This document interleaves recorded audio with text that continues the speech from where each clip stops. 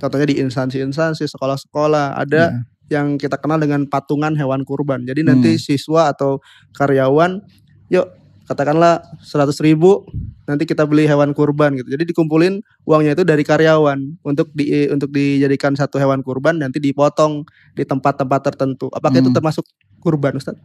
Kalau patungan dalam artian sapi 7 orang misalnya ya, patungan kemudian unta 7 orang dari orang yang berbeda, itu boleh. Ya. Tapi untuk kambing, beberapa orang patungan misalnya satu sekolah, satu komplek, patungan siswanya itu.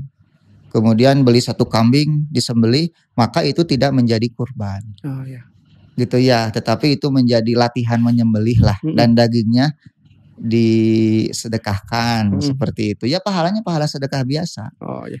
Dan kecuali misalnya si siswa ini patungan membeli satu kambing, kambingnya dihadiahkan kepada seorang guru misalnya. Nah nanti si guru itu berkurban atas namanya misalnya, itu jadi kurban untuk guru itu saja. Nah jadi yang bisa patungan itu, dan itu pun terbatas jumlahnya, hanya 7 orang, yaitu sapi dengan unta. Adapun kambing, domba tidak bisa seperti itu. Kecuali dihadiahkan kepada seseorang.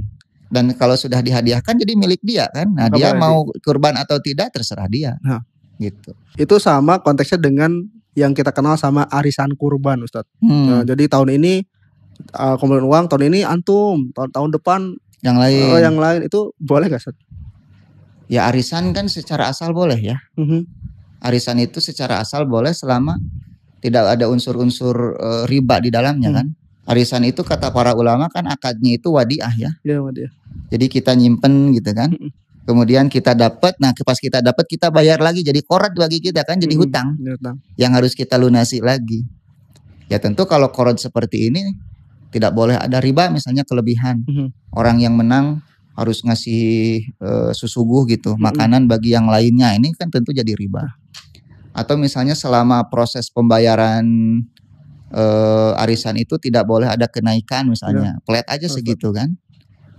Nah maka arisan kurban pun ya boleh, tapi dengan syarat tadi, misalnya harganya kadang-kadang misalnya kambing tahun ini 1 juta, iya betul, tahun berikutnya mengalami kenaikan jadi 1.200.000 misalnya.